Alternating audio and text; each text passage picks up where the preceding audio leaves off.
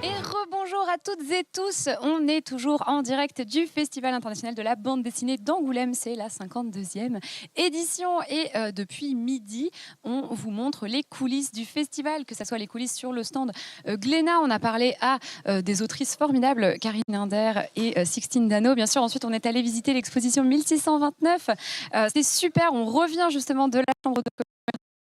Et nous sommes ici présents à l'exposition de Lou et je suis en charmante compagnie puisque je suis accompagnée de Julien et Carole Nil. Bonjour. Bonjour. Comment allez-vous? Ça va très bien, fort bien. Ça se passe comment le festival pour vous depuis vous êtes arrivé quand On est arrivé mercredi. Et moi jeudi soir, donc je n'ai voilà. pas fait grand-chose pour l'instant. Mais... Ouais. Mais en même temps, c'est très familier parce que ça fait 20 ans que je fais ça.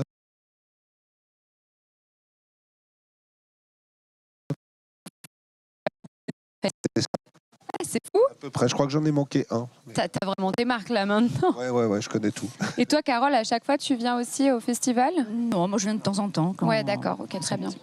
Oui, parce que je n'ai pas fait les présentations. Évidemment, Julien Nil, auteur de la bande dessinée Lou, que vous connaissez toutes et tous très bien. Et en fait, tu nous en parles à chaque fois qu'on a des interviews ensemble. Mais Carole, toi aussi, on peut marcher un petit peu. Toi aussi, tu travailles avec Julien sur Lou, en fait. Tu as un travail à part entière. Ouais, et je l'aide beaucoup sur la couleur et sur l'univers de Lou en général aussi. Oui, bien sûr. Forcément, un Lou qui vous accompagne depuis 20 ans maintenant. Et comment ça a commencé? Je vois déjà le magazine Cho. Oh, je l'avais celui-là. Je me rappelle. Est-ce que tu peux nous raconter un petit peu? Alors oui, c'est vrai, Lou, de quoi ça parle? On en a déjà beaucoup parlé ensemble en interview, mais on peut imaginer qu'il y a plein de nouvelles têtes qui veulent aussi découvrir ce que c'est ou redécouvrir ce que c'est. Hein. Peut-être qu'il y a des couvertures qui vont vous faire écho. Et comment ça a commencé cette histoire? Effectivement, Lou, c'est né dans les pages du magazine Cho, qui est un magazine qui a été créé donc il y a maintenant je pense plus de 25 ans, à l'initiative de Zep, l'auteur de Titeuf, et de Jean-Claude Camano, qui était le directeur de la collection Cho, qui, suite au succès de Titeuf, ont eu l'idée extrêmement brillante et généreuse de créer un journal et de lancer dedans que des jeunes auteurs qui n'avaient jamais rien publié. Et donc j'ai eu la chance de faire partie de ces jeunes auteurs, et c'est donc dans les pages de ce magazine qu'est né Lou. Et d'ailleurs on a là par exemple des pages qui étaient parues dans le Cho quand c'était une petite formule, parce qu'il y a une version où le journal il était tout petit comme ça, je ne sais pas si tu te souviens, qui se dépliait un peu comme une carte routière. Oui. Et dedans, par exemple, il y avait cette page. Je faisais des pages. À l'époque, je faisais pas encore de série. Je faisais des pages d'enquête, des énigmes. Et donc là, par exemple, on a deux personnages qui sont les prototypes de ce que vont devenir après Lou et Tristan, avant qu'ils soient Lou et Tristan. Waouh, et c'est voilà. Cette planche originale du coup, mais en fait, c'est pas vraiment Lou et Tristan. C'est pas vraiment Lou et Tristan, et voilà. Oh, c'est trop bien. Je suis trop contente de voir ça. Là, il y a Carole et moi en caméo, assez souvent dans les planches. Oh, j'adore. J'avoue, on va pas mal parler de tous ces caméos parce qu'il y en a énormément dans la bande dessinée Lou. Alors, faites-nous découvrir cette exposition. Est-ce qu'il y a un... Alors là, on a, si on va là-dedans, là on a par exemple les vraies premières recherches de Lou. Ok. C'était vraiment les premières idées. Et par exemple, là, on a vraiment clairement le truc que ce personnage, qui était au début la grande sœur, en fait, qui est devenue la mère. Vraiment ce truc-là. Tu avais pensé peut-être à une relation qui était, entre au début, sœurs. qui n'était pas vraiment mère-fille. Parce que tu me l'avais déjà dit, tu voulais quand même dépeindre un schéma un peu atypique, d'une famille atypique, c'est sûr. Dans lequel j'avais grandi moi. Et alors, on remarque que le chat, par exemple, il est tout noir à l'époque. Il est très mignon. Je sais plus où ça. Et en plus, elle s'appelait Kim au début. Oui, elle s'appelait pas Lou. Ah oui, c'est vrai. Ouais. Il n'y a pas le... Non, il n'y a pas marqué ça. C'est dans le livre qu'il y a tout ça. Ça date de quand, du coup? Donc, il y a plus de 20 ans. Ouais, ça doit être il y a 22-23 ans, le temps que je fasse l'album, quoi. Et toi, justement, Carole, en fait, vous connaissez déjà, vous étiez déjà ensemble avant que Lou existe. Oui. Donc du coup, c'est vraiment un personnage qui a rythmé ta vie. Tu as vu sa naissance. Complètement. Tu as totalement vécu en parallèle de cette œuvre, en fait. Qu'est-ce que tu en penses?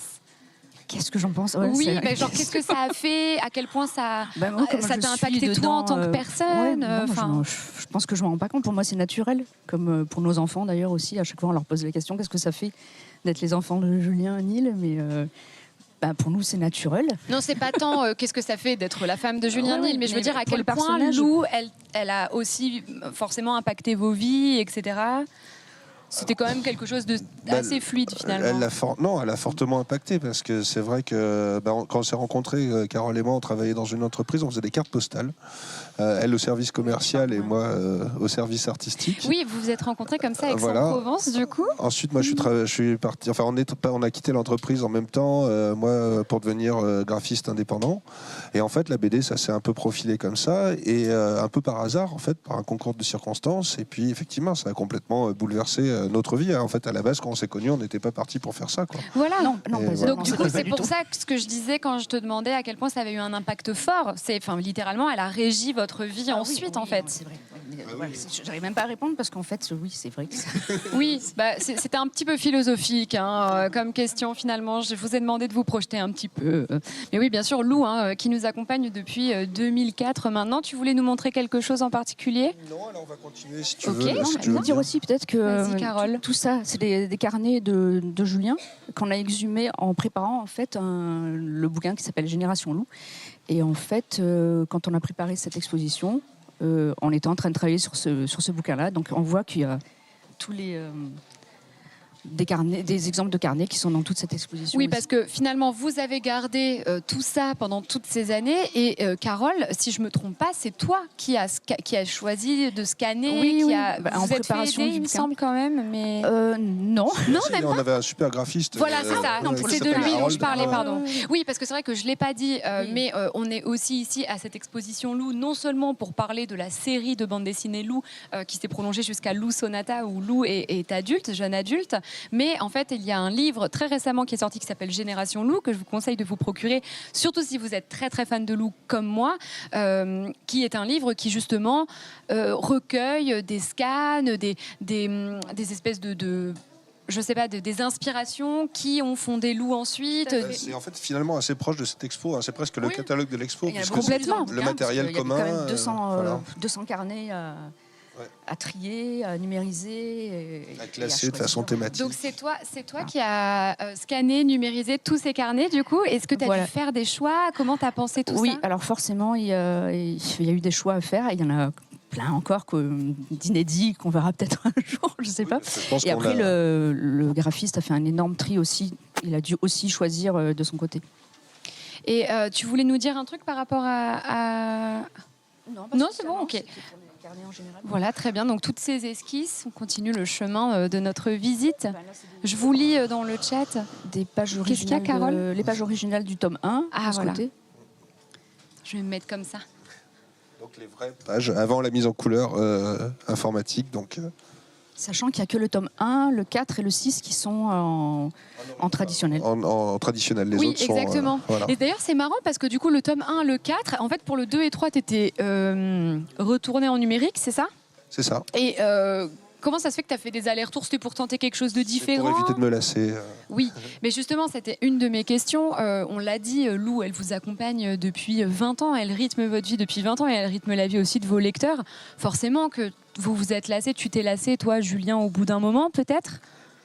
J'ai eu la tentation de me lasser, mais en fait, le truc, c'est que comme j'essaye de renouveler la formule à chaque album et de tenter des expériences différentes, finalement, la lassitude, elle s'installe pas. Enfin, si je fais bien mon boulot et si justement j'arrive à me renouveler, et voilà, normalement, je m'embête pas. Complètement, mais tu te renouvelles et puis tu t'es renouvelé ensuite en sortant Lou Sonata, Ouais.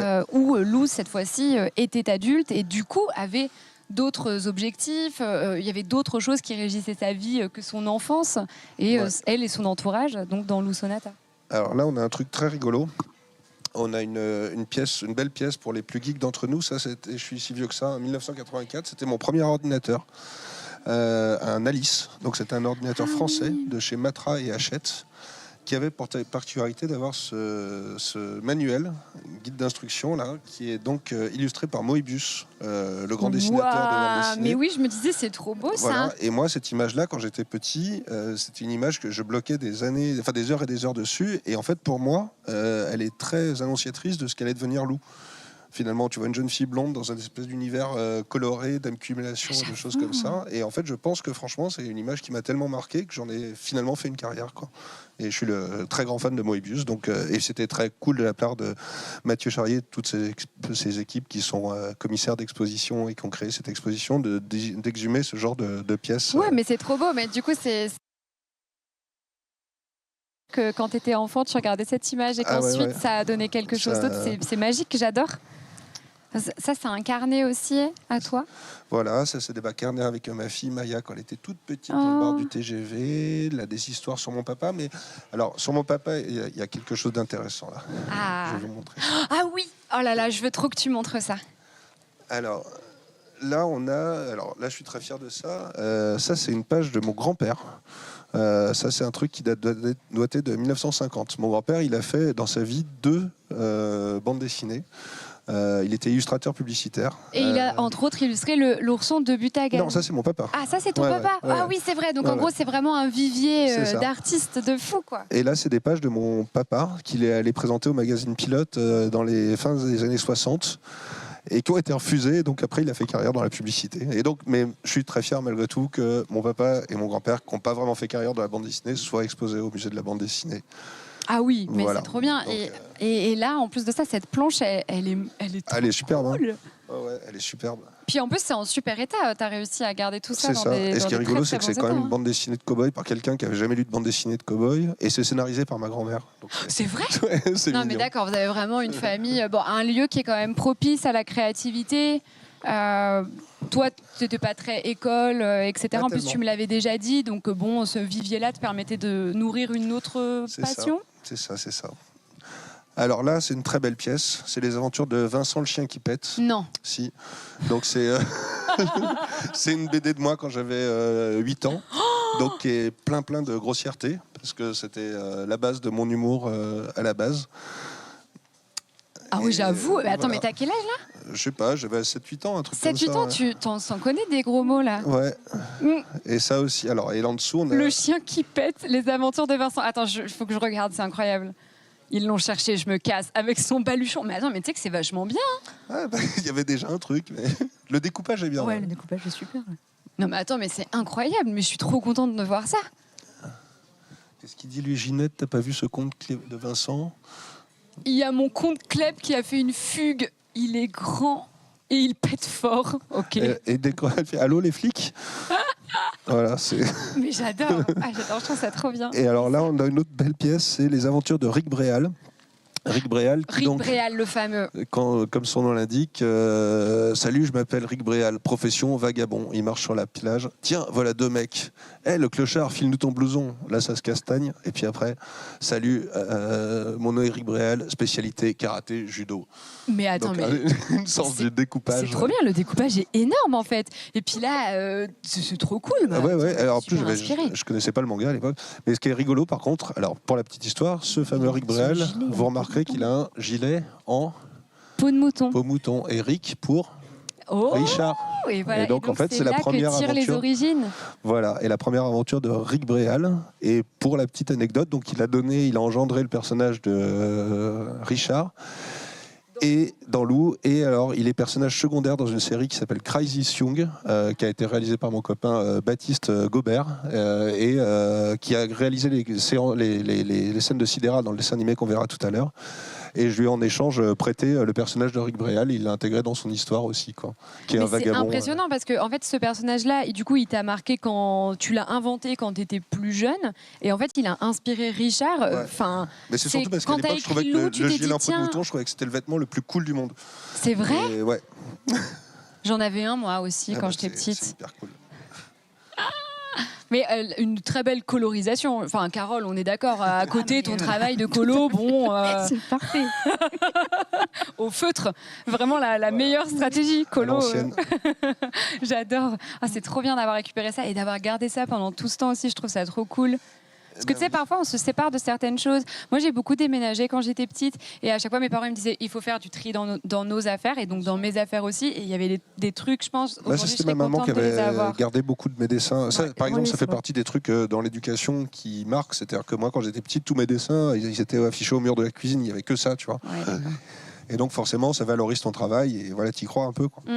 Oui, et d'ailleurs, tu en parles un petit peu dans Génération Loup, mais c'est vrai que tu as aussi un petit peu souffert avec cette histoire du camion, notamment, où il y a ce regard de la part des parents qui, là, pour le coup, c'est un dessinateur, et du coup, il va avoir une espèce de critique vis-à-vis de son enfant, et toi, tu essayes de bien faire. Oui, ça, c'est tout le truc de transmettre sans étouffer, tu vois, c'est tout le boulot de... Voilà. Histoire de transmission, même toi avec votre fille Maya aussi qui se lance un petit peu. J'ai vu sur son compte Instagram, je la suis, elle fait de la. Elle est peut-être cachée quelque part. C'est vrai, trop cool. On va peut-être la aussi quelques bandes dessinées. Je la suis sur son compte. Waouh. On a le droit. Hein. J'avais demandé. Voilà. On va continuer l'interview ici. On est bien là. C'est le. Vas-y, raconte-nous. C'est le lit de loup. C'est le lit de loup qu'ils ont reconstitué avec la fameuse couette en patchwork. Et donc voilà, c'est rigolo de le voir en vrai, quoi. Donc encore une fois, merci à toute l'équipe de la Cité de la BD pour avoir fait cette scénographie incroyable. Oui, parce que c'est pas forcément les éléments du film. Non, pas du tout. C'est vraiment tout reconstitué, même tous les objets qu'on voit par rapport au tome. On n'a que 2 accessoires du film qu'on verra tout à l'heure, mais ça a été entièrement cousu à la main par Bastien qui travaille pour le festival. Ouais. Et bon voilà, ils ont fait un travail de dingue, de réunir tous les objets qui sont au dos des albums. Donc, j'adore. Oui, parce qu'au dos des albums, on voit justement... Mais c'est trop beau. Mais ça, par contre, j'ai trop envie de le prendre en photo. C'est magnifique. Après, je prendrai des photos des screens du live Hicham. Tu fais des trop beaux plans, là. J'adore. Ah, mais là, moi, en plus, la GameCube que vous avez récupérée, du coup... Alors, ce qui est drôle, c'est qu'à l'époque... Dans le Loup tome 1, la GameCube, c'était la console à laquelle je jouais à l'époque. Et maintenant... juste une rétro-gameuse. Mais à l'époque, c'était pas rétro du tout, la GameCube. Non, clairement pas, oui. C'est ma toute première console de salon, rien qu'à moi, la GameCube. J'étais tellement contente. Ça, cette planche, cette histoire, elle a marqué beaucoup d'entre nous. J'en parle souvent. Ils en ont tiré un petit film, là, qui est l'année dernière, avec Margot Robbie. Oui, c'est ça les a inspirés. Ouais, non, et pas ils du se tout, sont dit... Mais il y a un truc qui est pas loin de ça, en fait, quand tu regardes le truc des cheveux en plastique et du truc...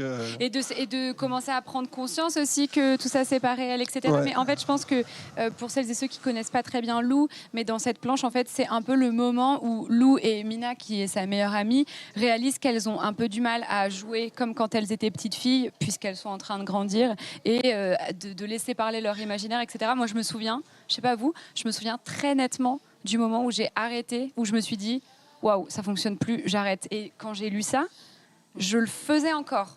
Donc ça m'avait pas un peu marqué, ça m'avait pas trop marqué. Et je pense 2-3 ans après, j'ai relu, parce que je les relisais tout le temps en fait. Et là, ça y est, et là je me fais ok, c'est bon. Je l'ai eu là, droit dans le cœur, quoi. C'est passé de l'autre côté. Ouais, c'est ça, exactement. Mais en fait, après, il y a une autre scène où on revient sur les Barbies, elle l'utilise de façon différente. Et encore, dans Sonata, il y a encore un rappel à ces mêmes Barbies, puisqu'elle les rachète par nostalgie. Oui, on les voit dans une vitrine. Moi, j'ai crié en les voyant. Ça aussi, donc c'est au dos du tome 2 de Mortebouse. C'est génial ce qu'ils ont fait comme boulot.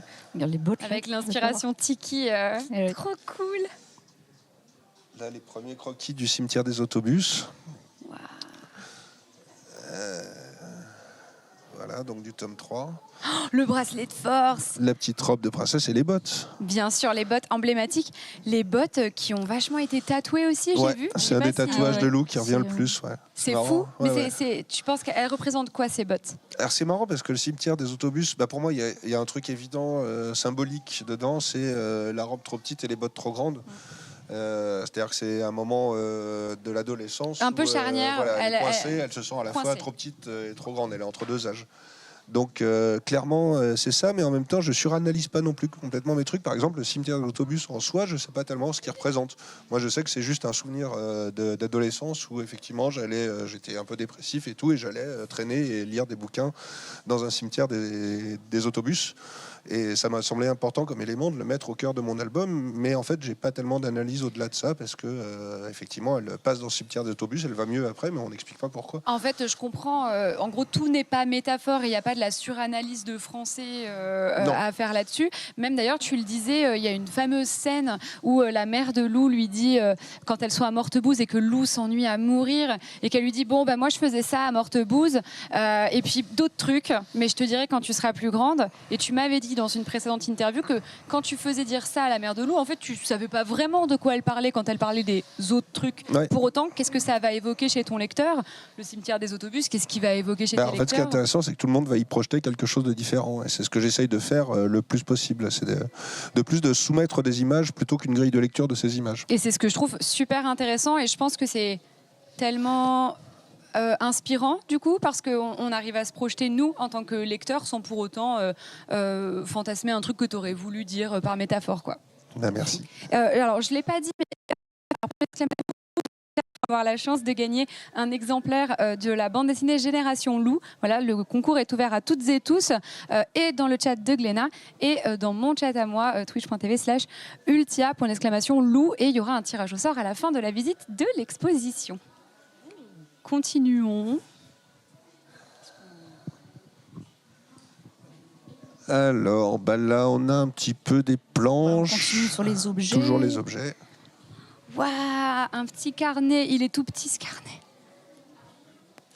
C'est quoi celui-là déjà?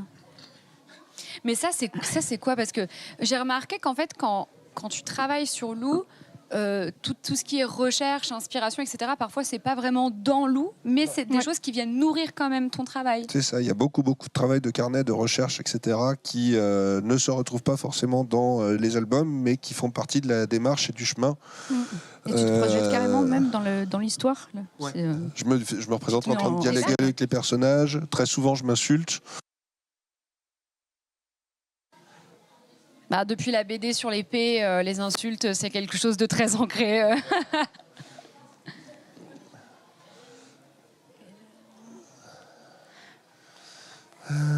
J'adore là. Donc ça, c'est un de mes tomes préférés, moi, perso. Ouais. Et 4. oui, c'est vraiment. Je pense que je crois que c'est mon tome préféré. Et alors c'est mon livre préféré. Oh, c'était mon livre préféré. Ouais, c'est toujours mon livre préféré. C'est vrai aussi, ouais. Ah, mais non. Et je le cite là-dedans. C'est le livre préféré de Lou. Voilà. Mais attends, mais tu sais que. Mais j'étais passée à côté de ce détail, moi. Ah oui, l'écume des jours de Boris Vian. Et tu sais que je l'ai lu après, moi. Et ben voilà. Donc, je pense que quand j'ai lu ça, même si je l'ai relisé relisais souvent, j'ai pas vraiment tilté. Mais à partir de la seconde, je l'ai lu et c'est devenu mon livre préféré, l'écume des jours de Boris Vian. Et justement, ça va me servir à vous poser une question. Lou, c'est quand même une histoire qui est très tangible et très réelle. Voilà, une famille monoparentale avec donc cette maman qui élève toute seule sa petite fille. Elle va à l'école. Bon, c'est pas trop au centre de la bande dessinée non plus, mais elle a des amis, etc. Il se passe des choses qui sont très réelles, mais dans un univers qui est un petit peu fantasque. Il y a des trucs qui n'existent pas dans Lou. Et dans Boris Vian, l'écume des jours, c'est un petit peu pareil. Donc ça a été une grosse inspiration.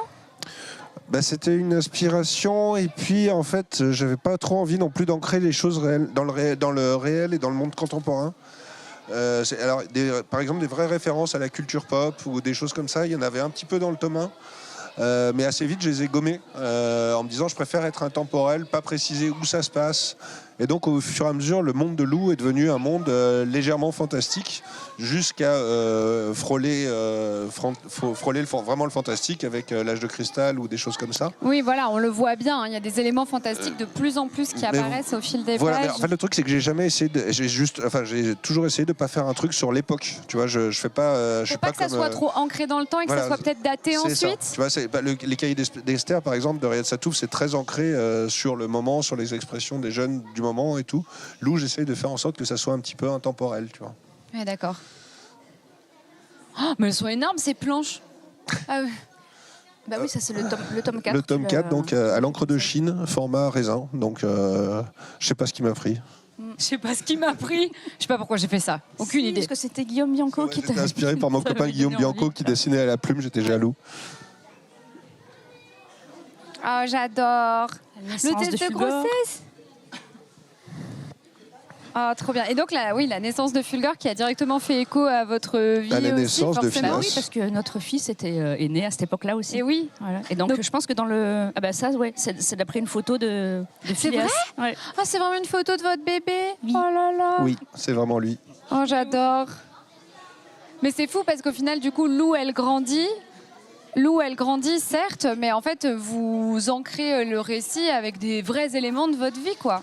Complètement. Bah ouais. Complètement, ouais, c'est vraiment. Bah oui, non, c'est pour ça que c'est. Tu vois, pour moi, ça impacte complètement. Bêtement, la naissance de Lou, ça coïncide plus ou moins avec la naissance de notre fille.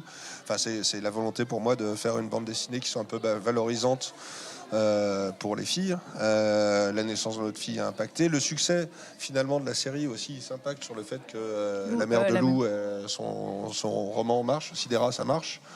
Bêtement quand l'immeuble brûle l'appart dans lequel elle va déménager, c'est l'appart qu'on a acheté à ce moment-là, donc et vraiment Lou habite au même endroit, enfin non, la mère de Lou habite chez nous, quoi. Donc il y a beaucoup de choses qui sont effectivement très liées. Et justement, je me demandais, mais en fait, on parlait tout à l'heure de lassitude, de se renouveler aussi pour continuer à faire vivre Lou. En fait, t'hésites jamais à faire des trucs de fou dans ta BD pour radical. Genre là, son immeuble brûle, allez hop, zou. L'immeuble de Tristan détruit par un boulet, allez hop, zou.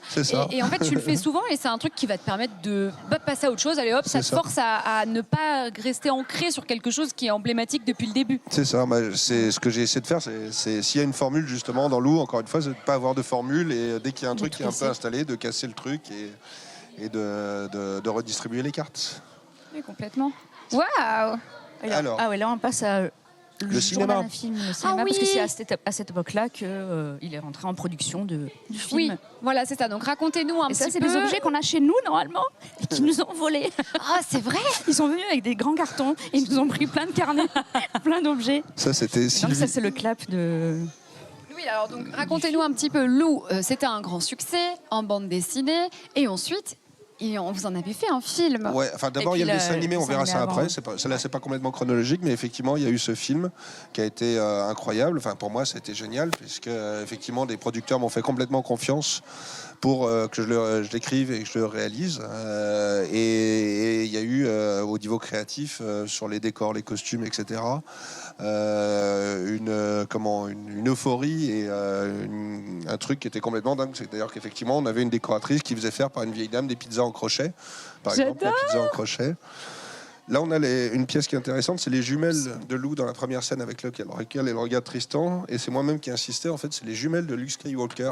Non. Si, c'est les mêmes, parce qu'elles sont faites avec une vieille caméra Super 8 auquel on a collé 2 objectifs. Et donc c'est le même objet que Luc a.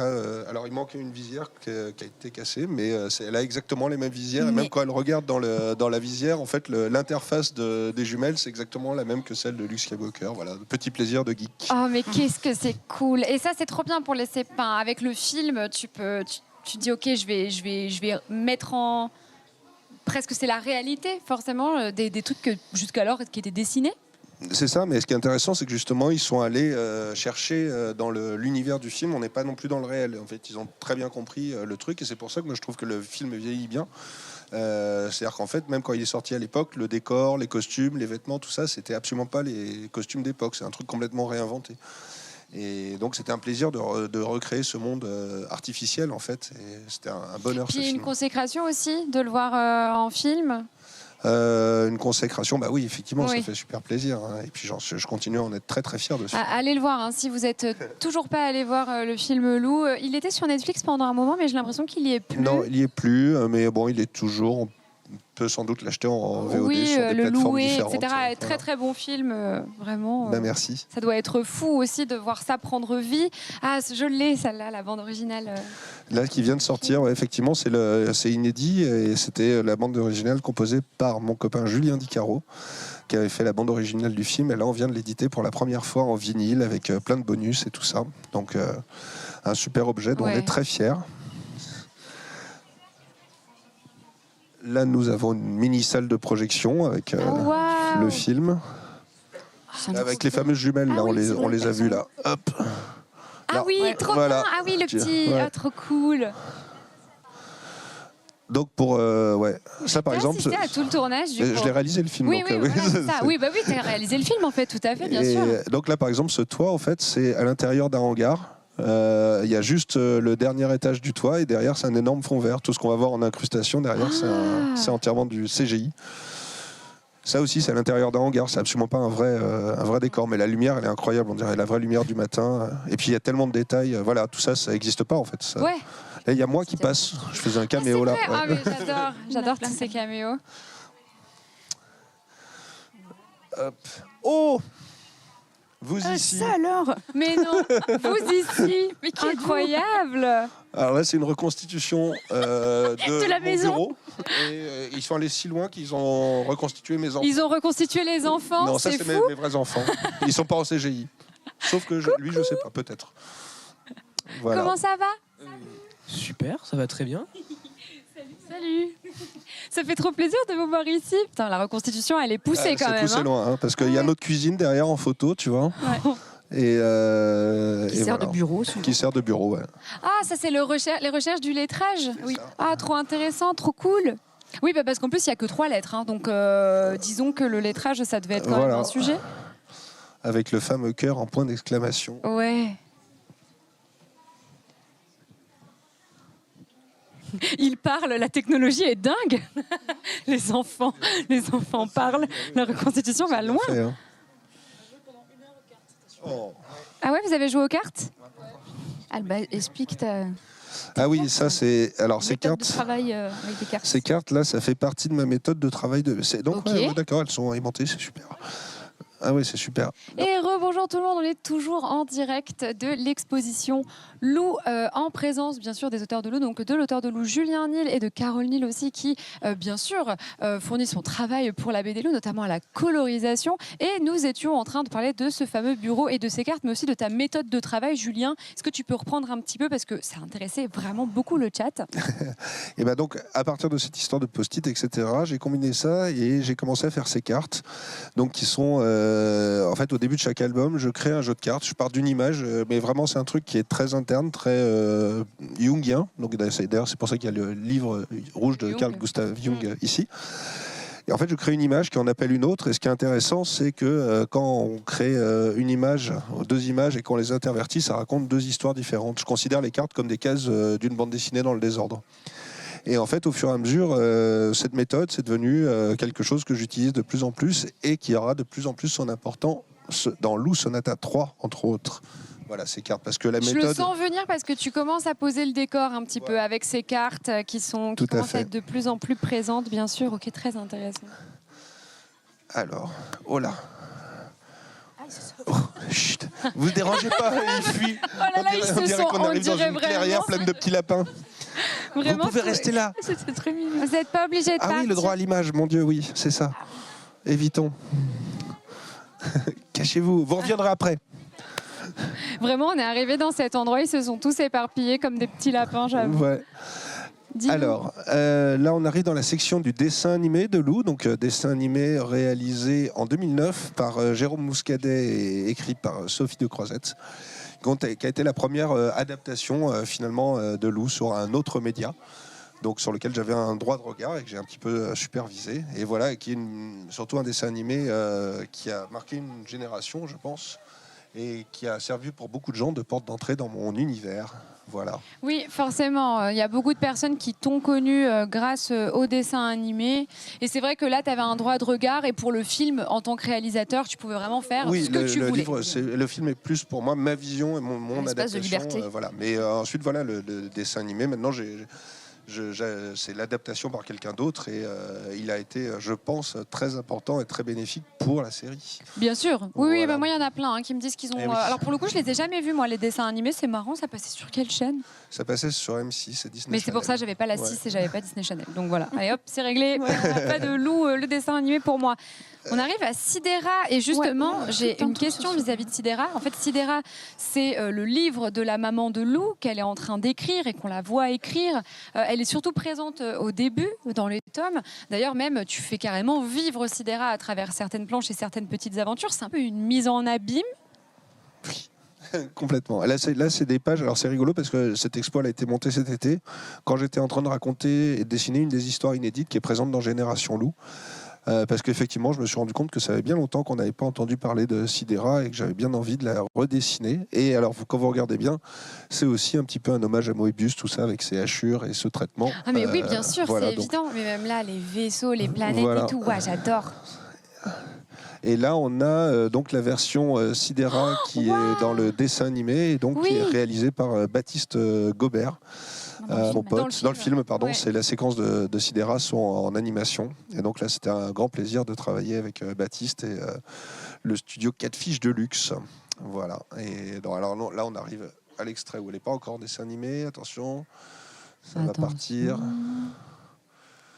Elle est Non, géniale bon. dans cette scène. Elle est formidable, Ludivine Sagné. Ludivine Sagné, mais voilà. ça doit être fou de la voir jouer comme ça. Ah, Tu dis, elle c'est la était, maman de Lou, là, elle l'incarne trop bien. C'est ça. Bah, pour moi, c'était quand même très bizarre de me retrouver d'un coup avec une version dans l'appart de Lou, avec les personnages qui étaient si bien, Kian Kojandi qui faisait Richard, enfin des trucs fous. Nathalie Baye qui faisait la grand-mère, enfin, et puis Lola Lasseron qui était formidable dans le rôle du personnage principal. Quoi. Voilà. Quelques planches. C'était un show. Du Sidera, des recherches. Oui, parce qu'au fur et à mesure, tu as un peu moins mis en avant Sidera dans les tomes. Dans les albums, ouais. Continuons par là. Là, on revient sur les extraits du film. Et on va aller par là. On va bifurquer. Là, C'est le tome 6. On est dans l'âge de cristal. Ah oui, voilà, le fameux tome, l'âge de cristal, qui a créé beaucoup de questionnements. D'ailleurs, si vous voulez savoir pourquoi l'âge de cristal, qu'est-ce qui s'est passé à l'âge de cristal, etc., etc. Bon, on a déjà beaucoup parlé ensemble en interview. D'ailleurs, toutes nos interviews sont disponibles sur YouTube. Vous tapez Julien Nil Ultia, vous avez plein d'informations sur C'est vrai que ça pose cristal. beaucoup de questions à ce niveau-là. Coucou. Oui, c'est vrai que ça pose beaucoup de questions. Ça, c'est les personnes formidables qui ont monté cette exposition. C'est vrai Ah, mais venez, incroyable. Jules Couette, voilà, et c'est grâce à eux tout Rassembler ça. tous ces objets. Et à Mathieu. Et comment ça... Bonjour, du coup, enchanté. Comment vous vous appelez? Bastien pour ma part. Et Emma. Voilà. Et quand vous avez monté cette exposition ensemble, il y a eu beaucoup de ping-pong entre vous, ce à quoi toi tu pensais ou vous deux pensiez, et vous deux ce que vous pouviez réaliser en pratique. Qu'est-ce que vous en avez pensé? Alors oui, il y a eu énormément de ping-pong, forcément pour une exposition comme ça, parce que Julien a un univers très précis, qu'on aime beaucoup tous les deux, et même Mathieu qui n'est pas là. Un univers très précis qu'on aime beaucoup et qu'on avait vraiment envie de retranscrire, que ce soit dans la forme, avec le choix des visuels, la thématique des carnets, mais aussi tout simplement les objets qu'on voulait montrer. Bien sûr, les qui planches, prennent vie du coup. Exactement, les sélections de planches, etc. Donc tout ça, ça s'est fait à... Et c'est eux qui sont venus chez nous, carrément. Voler nos- C'est vous qui avez volé la pizza en crochet. Elle nous l'a dit, on est venu la récupérer chez nous. Ah, trop bien, ça devait être super sympa. Non, mais merci beaucoup, vous inquiétez pas, hein, c'était juste pour avoir un petit mot. Bravo pour cette exposition que vous avez réalisée. Du coup, c'est trop chouette. Et ça puis en devait plus être dans super. un temps record, parce que Oui, franchement, on l'a monté en 2 mois. Et donc faire tout ça en 2 mois, c'est un sacré travail. Et voilà, et c'était brillant et plein d'idées, et très créatif. Un énorme plaisir. Bravo, Voilà. félicitations. Ça me fait très plaisir de vous croiser. À tout à l'heure. Ah, voilà, on arrive ici. Ce tome aussi, il est vraiment... Je crois que c'est mon deuxième préféré. La cabane ? Oui, Ok. je l'aime beaucoup. Cette planche, elle est sublime. C'est trop beau. Oui, j'aime beaucoup la cabane. La planche où Lou devient myope. Et où tu lui fais porter des lunettes, ce qui coïncidait avec le fait que ta fille Maya portait des lunettes. Exactement. d'ailleurs. Votre fille Maya, plutôt. Et là, déjà, quelques cartes. En fait, c'est marrant, c'est dans l'âge de cristal qu'il y a un premier jeu de cartes réalisé par Lou. Donc c'était le début de la méthode en fait qui est né dans le dès le tome 6. En C'est fait. fou, hein. Voilà, donc là on est dans la cabane, toujours dans non, ça, l'univers. c'est Non, dans tome Route vers de nouvelles Ouais, aventures. en là, route vers de avec nouvelles aventures. le voyage de Lou. Ils ont quand même trouvé Un caisse de chantier rose. Ils l'ont ils peut-être l'ont peint, je pense. Ah ouais. oui. Ah ouais. Oui, ils l'ont Ouais. peint. Cette double planche est juste sublime. À l'époque, quand Merci. je l'ai lu pour la première fois, je crois que j'ai passé, je pense, tu vois, genre 8 bonnes minutes en train de décortiquer chaque page, chaque détail, ça fourmille de détails, c'est vraiment trop beau. Puis les couleurs sont trop belles. Genre vraiment là, cette case-là, trop belle. Merci beaucoup. C'est une des pages qui m'a demandé le plus de temps parce que chaque case, c'est vraiment une grosse illustration. Celle-là et celle de la grande de la cabane, quoi. Je sais pas si elle est quelque part, la grande de la cabane. Ah bah elle est un peu là, quoi. Elle est en énorme là derrière, c'est le mur en entier là. Et toujours ces journaux intimes dans Lou, au début et à la fin, hein, c'est très emblématique de la série. Au final, avec Génération Lou et tout ce que vous avez scanné, tout ce que vous avez retrouvé, ça fait aussi un petit peu comme un journal. Mais c'est ça. C'est encore une fois très méta, hein, tout ça. Complètement. Et là, on arrive dans la section Sonata, donc la dernière section de l'expo. Oui, parce qu'après avoir sorti Les Aventures de Lou dans un premier temps, tu as voulu renouveler un petit peu la formule en lançant Lou Sonata. Lou Sonata, c'est une fois que Lou, elle est adulte, elle va à la fac. C'est ça. Enfin, à la fac, elle fait des études d'un truc. Et on ne sait pas trop ce qu'elle étudie, en fait. Et d'ailleurs, on s'en fiche un peu de savoir ce qu'elle étudie. C'est pas tant ça le sujet. J'ai fait en sorte que ça soit le plus diffus possible et qu'encore une fois, tout le monde puisse se projeter. Il y a des gens qui pensent qu'elle fait des études d'art, d'autres de sociaux. Tu vois, donc en fait, on ne sait pas. Et puis même toi, probablement que tu ne le sais pas. Et donc, cet appartement, là. Ce petit appartement, j'adore.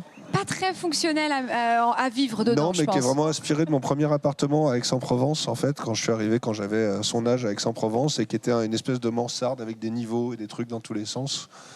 Et puis ça, c'est toujours un plaisir. Moi, j'adore dessiner des décors. Je les modélise en 3D même.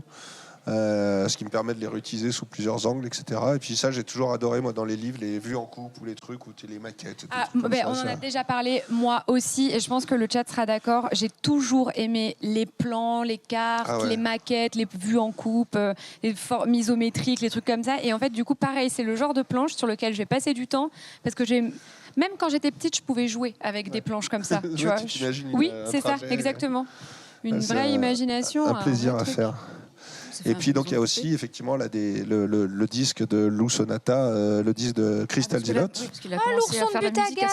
L'ourson de but à gaz. Que ton papa a designé Que mon papa a designé et sur lequel il y a un album qui s'appelle Chaque chose chez Gallimard, qui est un album d'autofiction dans lequel ce personnage apparaît aussi. Pardon Carole, tu disais quelque chose.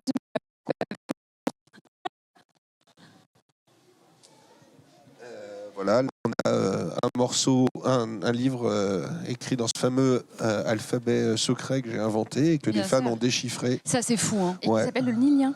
Qui s'appelle le nilien, donc officiellement. Donc il y a des gens qui savent, moi je sais pas, mais il y a des gens qui savent le lire couramment, ça. Non, c'est vrai. Je me souviens plus ce qu'il y a écrit. Là. Et donc il y a la page Bulle de Lou sur Instagram, entre autres, qui est une des personnes qui fait vivre vraiment la communauté et qui a des pages entières d'analyse de cet alphabet et qui a trouvé qu'il a déchiffré toute seule. Donc c'est complètement dingue. Mais quand tu as réalisé ça, qu'elle avait déchiffré l'alphabet, t'as dû... En fait, l'idée, c'est que cet alphabet, j'avais placé des éléments dans le tome 1. Tu vois, je me dis, je vais en placer d'autres pour comprendre dans le tome 2. Et dans le tome 3, je fais un jeu concours. Or, 6 mois après la sortie du tome 1, elle m'envoie un message en me disant, écrit en nilien en disant « ça va, Julien ». Donc, elle l'avait déchiffré sans avoir le... Ouais. Trop forte, quoi. Elle et Zoé aussi, qui avaient toutes les deux, qui étaient sur la piste et qui savent donc le lire couramment, ce qui est dingue. Les fameuses petites grenouilles du dernier tome de Lou Sonata. Et donc avec ma communauté qui s'appelle les crapoteaux entre eux. Oh, j'adore. Et qui se caractérise par le port de ce bob grenouille. Ils m'ont même créé un bob grenouille de roi des grenouilles. Waouh. Ça, c'est Bulle de Lou qui a créé ça. Je les ai gardées, les petites grenouilles, parce que en fait, oui, tout le monde en a pris, je crois. Ouais, vraiment, parce que on a aussi couvert en live avec Gléna la release de Lou Sonata 2. On était ensemble, c'était trop chouette, un super live que je vous invite à re-regarder. Vous tapez Ultia, Lou, Sonata. Je pense que vous allez tomber dessus assez facilement. C'est Sonata 2 ? Oui, mais peut-être pas ça dans le référencement YouTube. Mais voilà, essayez de retrouver. De toute façon, tout est gardé en replay. Et justement, il y avait plein de petites grenouilles comme ça absolument partout. Moi, j'ai craqué pour elles. J'adore les grenouilles. Et ce fameux poulet, hein, bien sûr, qui est aussi pareil. Voilà, l'homme au poulet qui est caché un peu dans tous les albums de Lou, sauf dans un tome. Mais qu'on peut retrouver un peu partout, même sans doute dans cette exposition. Et là, on arrive à la dernière section qui est donc... Ah, revoilà des enfants. Allez, revoici. Pareil, ils détalent comme des lapins, comme les enfants de tout à l'heure. Donc oui, dans Lou Sonata, il y a une grosse place pour la musique et c'est assez fascinant parce que s'il y a bien un truc qu'il n'y a pas dans la BD... Regardez, un t-shirt Hervé, ce qui s'appelle Hervé, des easter eggs, donc Maya, Philou et Carotte, comme Carole. Donc mes enfants qui sont là et ma femme qui est là. Blague. Carotte et Carole, Voilà. j'en peux plus. Et donc oui, effectivement, cette page aussi pour ramener à la musique et à ce concept qu'on a avec ce groupe Crystal Zilote, qui est à chaque album de Lou Sonata de créer en parallèle un album musical et un disque. Et donc voilà, ça c'est une grande aventure qui a commencé maintenant il y a 5 ans avec Alexandre Florentini, avec Léonie Sinclair, mon frère Adrien Jobert qui nous a beaucoup aidé à monter tout ça, et No Cantize, enfin toute une bande, c'est un collectif quasiment d'artistes. Et donc c'est un énorme plaisir que de se retrouver maintenant tous les ans ou tous les 2 ans en résidence pour travailler sur un nouveau concept. Donc le tome 1, le premier disque qui était plus une bande originale de le deuxième on fait la line-up du festival, parce que dans le tome 2 il y a un festival et qui dit festival dit programmation, voilà. Et donc en fait ce vinyle numéro 2 c'est vraiment programmation du festival. Et on a inventé donc autant de faux artistes que de titres de l'album, et donc j'ai fait autant de pochettes que de titres de l'album. Donc c'est à la fois la programmation du festival et c'est aussi dans l'ordre tous les moods par lesquels passe Lou dans cet album. Et donc pour le 3e album qu'on vient d'enregistrer, on a encore un autre concept. Waouh, j'ai trop hâte. Mais alors justement, c'est vrai qu'on le disait tout à l'heure, la bande dessinée, ça te permet de faire plein de choses. C'est même du cinéma à petit prix, parce que t'as pas de grosses productions, de grosses caméras. Bon, après, c'est beaucoup de temps et d'amour et de larmes, mais forcément, il n'y a pas de son, il n'y a pas de musique. Donc là, tu accompagnes la bande dessinée de la musique, et c'est aussi pour toi un moyen de te renouveler un petit peu, en fait. C'est ça, et puis c'est bêtement le fait de travailler... Alors, moi, j'avais pris beaucoup de plaisir à travailler sur le film, parce que c'était l'occasion de travailler avec d'autres artistes et de travailler en collectif, parce que la bande dessinée, sinon, c'est quelque chose de très solitaire. Complètement. Et c'est vrai que après avoir fait le film, quand je suis retourné à mon métier de bande dessinée, je me suis retrouvé un petit peu solo et j'aimais cet esprit de team. Et donc voilà, le fait de se lancer dans cette aventure avec des jeunes talentueux, ça me permet aussi de me renouveler un peu. Et moi, je trouve que c'est souvent, je sais pas ce que vous en pensez, mais je trouve que c'est souvent ce qui donne du sens au reste, en fait. Genre, en gros, la bande dessinée Lou, ça fait 20 ans que tu l'accompagnes, etc. Puis voilà, elle s'est ponctuée d'une sortie de film, c'est ponctuée d'une sortie d'un album, et puis d'un deuxième, et puis ça donne du sens au reste, en fait. Et ça te permet de galvaniser un peu ton projet. Bah ouais, sinon c'est excitant, et puis c'est aussi pour moi la solution pour pas me lasser et pour pas laisser mes lecteurs, j'espère, de leur proposer des choses un peu inédites et surprenantes. Continuer à s'amuser en faisant. Tout à fait. Pardon ? En continuant à s'amuser. Oui, exactement, en continuant à s'amuser pour éviter pour casser cette routine. Et d'ailleurs, les 2 albums, vous pouvez tout à fait les retrouver sur toutes les plateformes de streaming. Moi, je les écoute souvent et je sais que vous les écoutez aussi sur les lives Glénat parce qu'on s'en sert, qu'on n'est pas striké par les droits d'auteur grâce à ça. Et je m'en sers aussi souvent pour les lives. Donc, n'hésitez surtout pas à les écouter, c'est très chouette. Et j'ai le vinyle à la maison que je mets souvent et que j'adore. Merci beaucoup. Et j'ai hâte de voir aussi pour la suite. Et du coup, là, on retourne au point de départ. Bon, je pense que du coup, on va pouvoir plutôt bon. conclure ici. Donc là, Lou Sonata, c'était en 3 tomes. Tu dis comme quand on compose une sonate, en fait. Et le 3e tome, du coup, est-ce qu'on a une date ? Est-ce que là, tu as dit que tu enregistrais l'album un peu plus d'1 an. Un peu plus d'un an. Voilà. Et il y aura plein de surprises. Et ça marque vraiment la fin de cette sonate, avec peut-être des réponses qu'on se pose depuis le début. Quelques réponses. Pour les gens qui ont lu Sonata 2 qui finissent sur un sacré cliffhanger, effectivement, il y aura des réponses, mais pas que, parce que c'est pas drôle. Il y aura aussi beaucoup de nouvelles questions et ça amènera à une suite, évidemment. Donc ça amène à une suite, c'est vrai, tu le dis ? Le dernier Sonata sera, le 3e de Sonata sera le dernier Sonata, mais pas du tout le dernier Lou, et j'entame quelque chose de très différent après, mais toujours dans l'univers de Lou, pendant encore 20 ans. C'est vrai. Et oui, c'est juste le milieu de ma carrière, c'est un jalon cette exposition. Ok, je suis super contente parce que je me suis dit, est-ce qu'on va dire justement adieu à Lou ? Qu'est-ce que ça fait de dire adieu à Lou ? Et en fait, non. Mais non, mais tout le monde est super content. Oh. Voilà. Mais voilà, mais non, mais c'est encore une fois, c'est un peu le slogan. Moi, j'ai grandi avec, enfin, vous avez grandi avec Lou et moi, j'ai grandi avec les lecteurs. Et en fait, voilà, ça se passe super bien jusqu'ici, donc on va continuer, quoi. Tant que j'aurai des choses à vous raconter et que vous aurez des témoignages gentils à me soumettre, on va continuer, quoi. Et justement, dans Lou Sonata 2, on voit la maman de Lou à ce festival, d'ailleurs, qui fait beaucoup penser au Cabaret Vert de Charleville-Mézières. Ouais, mais c'est là-bas que l'idée est venue. C'est au Cabaret Vert de Charleville-Mézières, effectivement, auquel j'ai été invité, que l'idée de contexte de ce deuxième album est née il y a quelques années. Ouais. Et justement, on la voit, la maman de Lou, en train de signer des livres Sidera, et puis ses fans sont en délire. Au début, elle appréhende, etc. C'est un peu toi? Ah bah là, c'est complètement méta. Hein. C'est-à-dire que le discours de la mère aux fans et des fans à la mère, c'est clairement un gros clin d'œil appuyé. C'est ma façon de parler à mes fans directement via la mère de Lou. Complètement. Et du coup, moi, dernière question avant de se laisser et de vous libérer.